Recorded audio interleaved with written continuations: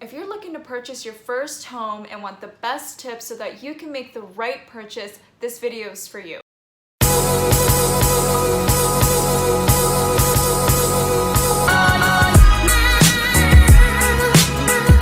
Hey guys, what's going on? My name is Lutzo. I'm a real estate agent in the Greater Toronto area, and welcome to my YouTube channel. When you're looking to purchase your first home, you're probably flooded with questions like, where do you start? What do you do? What's the process? So on and so forth.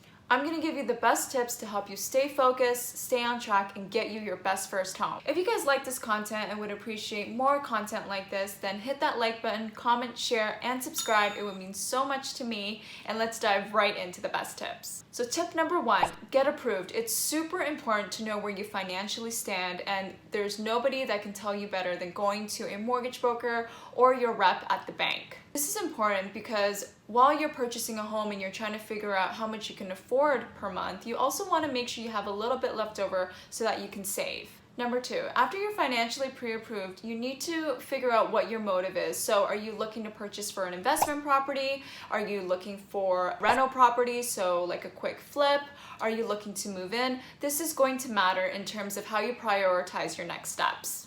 Number three, prioritize. You need to prioritize what are the most important things to you that your home must have. So for example, is it location? Is it the style of the home? Is it the age of the home? What are going to be the deal breakers? Do you need parking? Do you need a kitchen island?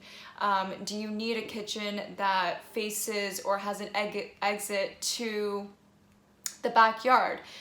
Write down your deal breakers and write down your must-haves and make sure that it's a compact list so that you know what you're looking for and it's easier for you to then go out and find that home. Number four, get an agent and understand what the process is. So for example, submitting an offer, showing requirements, conditions, closings. You're going to need a knowledgeable agent to walk you through the process so that you're comfortable and again, understand what the process is really like.